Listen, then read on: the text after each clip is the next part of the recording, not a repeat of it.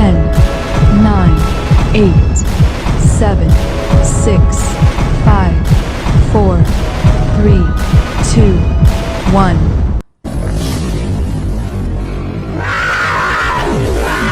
Hi guys! Welcome back to me. Charot lang. Welcome back to my channel, White Lioness Tagalog Leo Tarot. I miss you all guys. It's been 2 years.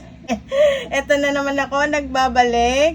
Para sa mga hindi nakakilala, sa mga baguhan, ako po si Madam White Lioness at your service. At babasahan ko po kayo ng inyong tarot. Pero hindi po tayo magchacharot. Ayun. For this month of February, since Love Month, Happy Valentine's! Kamusta kayo? Sana happy in yung mga love life. I hope and I wish and I pray you are all in good shape. Tsaka nakaka-overwhelm ha. We are still 2,600 plus subscriber pa rin. Imagine that.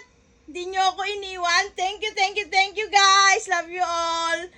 May mga ilan-ilan din ang di nakatiis, nainip, sa pag-aantay. Ang mga Leo mainipin din talaga. Pero yung mga nagtyaga, thank you talaga sa inyo. Thank you very much. Pinabalik na ako ng universe. Kahit medyo tinatamad-tamad pa ako. Nag-enjoy sa pahinga. Dapat last January. So, medyo pinipitik-pitik pa ako ng universe. Sa presento na po ako magpapaliwanag. Alam ko maraming nag-aantay sa akin. Pasensya na po. So, gusto ko rin kayo invite sa aking FB na White Lioness. I-ano ko na lang yung link sa baba para doon tayo magchikahan kung gusto nyo mag-message yun, say hi yun. Pero hinay-hinay lang po, baka hindi ko makaya na naman. Isang dagsa talaga eh. Yung iba baka nagtatampo na, hindi ko talaga nare-reply. Pasensya na po. Ayun, kung gusto nyo rin magpa-personal reading, pwede rin naman po. Excited na ako, excited na lahat. Pasensya nyo na po, medyo nanganganay na naman po ako ngayon. So, let us start! So, sa mga datihan na, sa mga suki dyan, alam na nila na kailangan kong i-cleanse, i-meditate itong mga cards na gagamitin natin. Okay?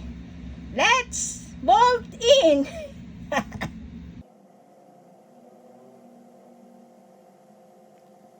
Babalasahin ko po muna. Pwede nyo naman pong skip yung pagbabalasa. Kailangan nyo lang pong makita kasi na pinabalasa ko talaga siya. Ito sa mga nakakalam, diba ito yung message ng person nyo sa inyo. Dito natin kukunin. Tabi ko po muna. Tapos ito naman yung mga title ng mga songs na possible, may connection sa buhay nyo, o sa person nyo, o sa connections nyo. Pakihanap na lang din po yung lyrics, kasi baka may significance sa buhay nyo nga. Baka team song nyo, ng ex nyo, o ng jowa mo. Ayun. Malalaman natin yan mamaya. Tabi ko po muna. Ito naman yung tarot cards. Titingnan natin yung past, present, and future. Dito, kuha tayo ng message ng universe. So, ano bang mensahe para sa inyo this month of February? Okay. Let's start. Titingnan po muna natin yung past. Yun. This is your past. By the way, hindi po ako nagbabasa ng reverse para sa mga baguhan. Pero sa mga datihan, alam na nila. So, we have 6 of Wands, King of Pentacles, and 9 of Wands. Actually, ito yung huling lumabas eh. Una ko lang nabuksan. Yun! So, in the past, you're struggling with money. So, King of Pentacles. So, King of Pentacles with 9 of Wands saka 6 of Wands. Victory naman to yung success. Oh, halos lahat ng Leo nakaranas ng success sa inyong journey. Kung ano man yung journey, lalong-lalo na sa Pentacles. Pentacles means material o physical. Not necessarily naman finances siya. Pwede rin siya sa health. Pero madami kayong pinagdaanan. Madaming pinagdaanan ng Leo. Yan no, para itong 9 of Wands is wounded warriors. Baga sa ano sugatan na, pero patuloy pa rin lumalaban. Kaya guarded na kayo sa mga tao na nagde-drain lang sa inyo. So, yung iba sa inyo may alagang aso, yan no. Nagpapasaya sa inyo. Tumutulong sa inyo sa pag-heal nyo. Pwede rin it's either may isang king o isang tao na tumulong sa inyo. Not necessarily naman lalaki lang, pwedeng babae with masculine and stable energy. Siya ang tumulong sa inyo pagdating sa finances or kung ano man, sa health nyo, sa mga bagay na na-drain kayo. At napagtagumpayan nyo yan. Success. 6 of Wands. You won the battle. Parang sinasabi mo rito, I survived. You've got a lot of attention kasi inspiration ka ng marami. O, di ba? Ang ganda naman ng ating pass. Okay, let's move on to the present. Ano pong energy ng Leo? Ayan. Okay. Uy! Uy! Uy! Napauwi ako. Kasi ang ganda nitong 3 of Cups. Reunion. Reunion, tsaka friendship, yan. 6 of Pentacles. It is a balance, give and take energy or reciprocation. Matutumbasan na yung mga binibigay nyong energy, not necessarily nga, material things or tangible things. Pwedeng time, love, masusuklian na ng emperor nyo. So, feeling ko nagsa-strategize siya kung sino man to sa buhay nyo. Kasi meron siyang chess piece. Yun nga, parang meron siyang plano. Siguro nararamdaman ko, friend nyo siya, kasi 3 of Cups or naging friend mo, jowa mo na ngayon. So, matutumbasan na niya, since Valentine's nga, di ba, this is a Valentine's season, o love month, feeling ko may matatanggap kang gift, kundi man this Valentine, possible this month of February. Kung sino man yung emperor sa buhay mo, i-reciprocate na niya yung mga binigay mo noon. Kaya ka pala na-drain, ayun pala yung dahilan ng pag-drain mo kasi hindi na re-reciprocate. Hindi na ibabalik sa'yo yung love, time, o energy na dapat binibigay din sa'yo. Hindi yung puro ikaw. Ngayon, nakikita ko, ang ganda. Kasi magkakaroon ng celebration. 3 of Cups kasi is celebration. It is a reunion. May bibigay na gift kasi 6 of Pentacles parang giving So, ibabalik na niya kung ano man yung mga sakripisyo na nilaan mo para sa kanya. O, diba? Kasi nasaksihan niya yung paghihirap mo 9 of Wands Nasaksihan din niya yung tagumpay mo. Kasi sa tulong din niya, siya rin tong King of Pentacles. O pwede rin ang iba sa inyo dalawang tao to. Ito yung past person mo na tumutulong sa iyo, o ito naman din yung present person mo, or the other way around. Ito naman yung present okay. In the immediate future, tingnan natin kung ano yung next move or next action. Ano mangyayari? One more please po. Oops! Ay, dalawang binigay So, tingnan natin. Ito yung bumagsak na una. Temperance! Yun! 7 of Wands. Itong dalawa. The Star and 2 of Swords. Okay. Move natin konti. So, temperance, balancing, healing. Mag-heal ka na kasi marireciprocate na ni person mo, kung sino man to sa buhay mo. Hindi naman necessary lovers. Pwede rin naman kapatid mo, friend mo yung kapatid mo. Kasi ibig sabihin ng Three of Cups is friend. O parents mo, friend, or anak mo, di ba? Sino man sa buhay niyo yan, nire-reciprocate na nila yung mga bigay mo. Parang nagkaroon ka na ng value eh. Hindi naman ibig sabihin nagkaroon ka na ng value. I mean, na-realize na nila na yung value mo. Kaya parang, I myself, nararanasan ko na yun. Sa anak ko, nire-reciprocate na niya yung mga binibigay. Dati ako nanlilibre, di ba? Ngayon siya na nanlilibre. Mga ganon. So, not necessary naman in romantic partner or any relationship will do. Basta, ibig sabihin, nababalance out na temperance with the help of the universe. Yung healing process mo dahil yun sa pag-reciprocate nga ng mga energies na naibigay mo. Then, ito nga kasi 7 of Swords, guarded ka na eh. Nag-iingat ka na. Mag-iingat ka na kasi immediate future pala to. So, mag-iingat ka na. O, actually, yung iba nag-iingat na sa mga taong nag-drain lang ng ating energies. Yung parang puro kuha na lang ng kuha na lang, wala na lang binibigay. Diba? Kailangan din naman ng i-reciprocate. Hindi naman tayo yung nanghihingi. O, hindi natin kailangan manghingi at hindi natin kailangan mag-antay ng kapalit. Alam ko naiintindihan ng mga liaison. Yung ma-appreciate lang ba yun? Yun lang naman. Kaya ikaw, guarded ka ngayon sa mga sino yung bibigyan mo ng energies mo, ng time mo. Kasi, you've learned your lessons na. Kaya you focus all of your energies to yourself.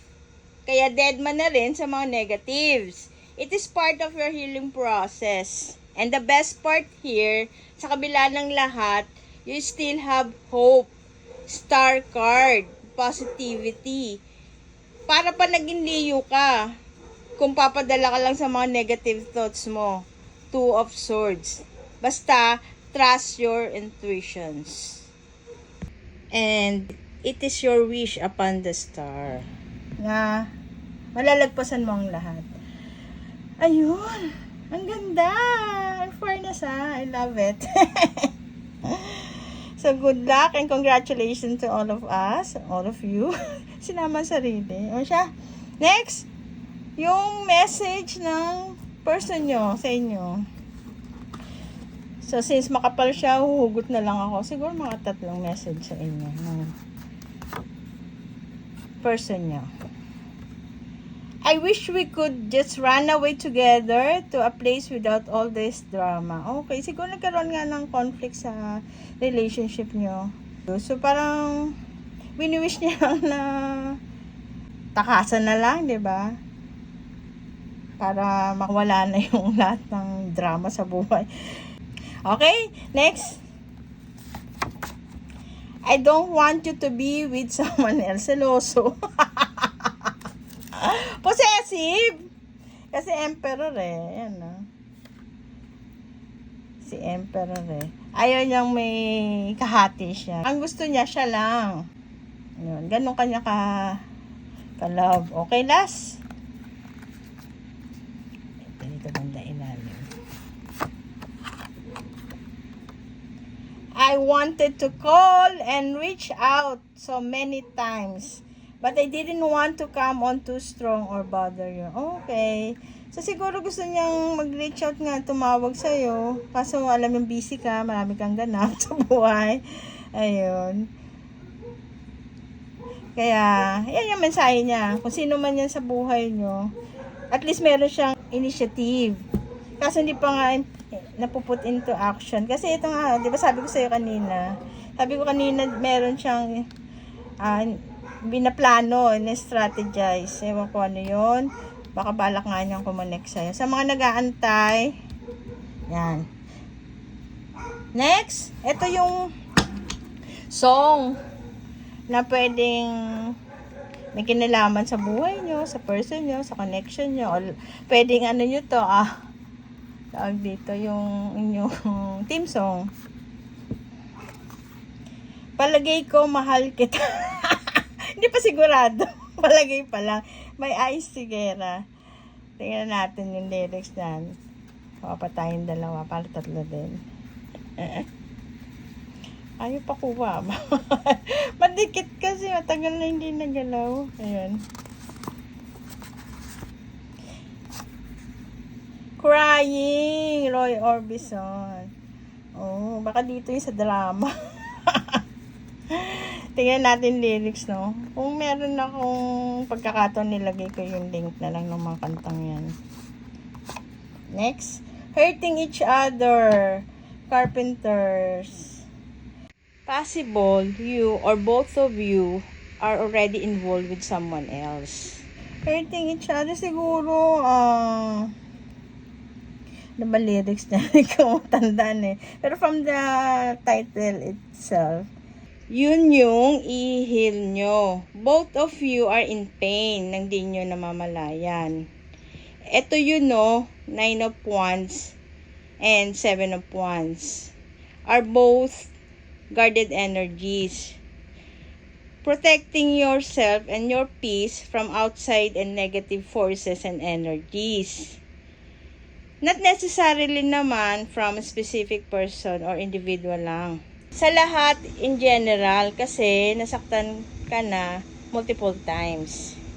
Yun, hindi nyo alam siguro na nasasaktan nyo yung bawat isa. Diba? Yung hindi nyo pag-communicate siguro. Yung walang communication, hindi na reciprocate. Baka yung isa lang yung nagme-message, yung isa naman deadma. Isa sa inyo, yun. O isa naman, binlock na yung isa naman, nag-aantay na i-unblock siya. Parang ganun. So, pero ayaw nyo naman gawin yun. May mga bagay lang naman talaga na kailangan mangyari o may factors din na sa paligid nyo. Diba? So, ang mahalaga lang talaga, communication. And to avoid misunderstanding. Siguro, tingnan natin yung last message ng universe. Dito natin kunin. Ano pong message nyo? Last message for the Leos. For this month of February, love month po. Ano pong mensahe niyo po? Ano pong mensahe niyo? Love message. Ayaw. Wala, love message.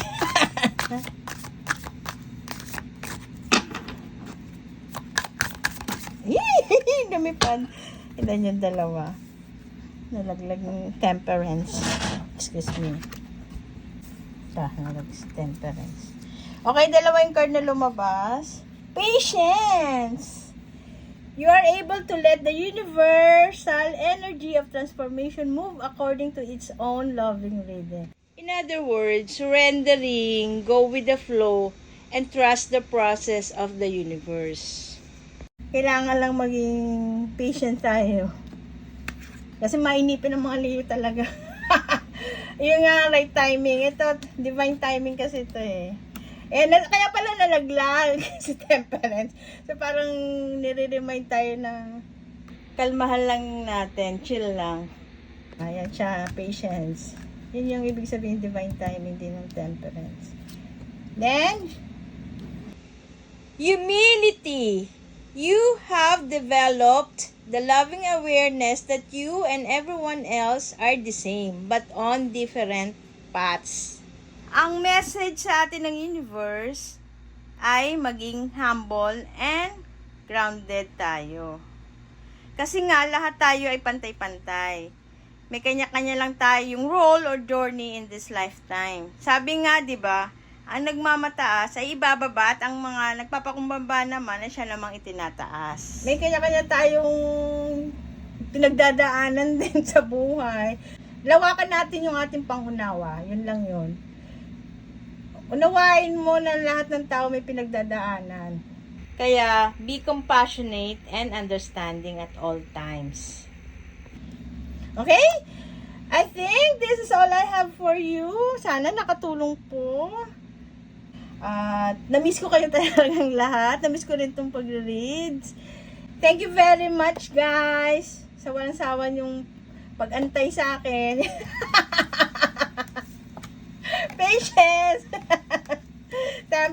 Yes, divine timing. This is the right timing talaga. Yan. So, until next time, to God be all the glory. Bye, guys! Love you all!